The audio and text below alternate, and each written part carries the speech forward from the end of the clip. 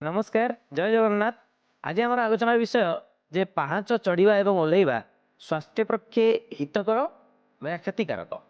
तेणु यूजुआली पाहाच चढ़ा ओह्लैवा एक प्रकार व्यायाम, यह स्वास्थ्य पक्षे हितकर होगा कथा।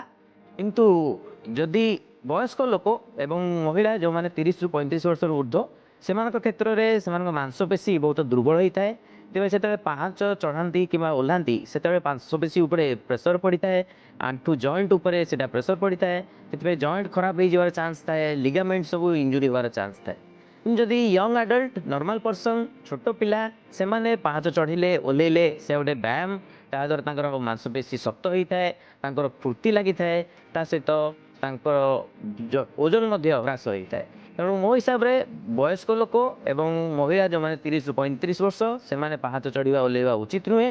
कि normal adult normal healthy person छोट पिला एमाने पाहाच ओह्लैले एवं चढ़िले एक बहुत बढ़िया व्यायाम, यह समस्ते करवा उचित। अन्य किसी जानापी व्हाट्सएप नंबर कांटेक्ट करूँ।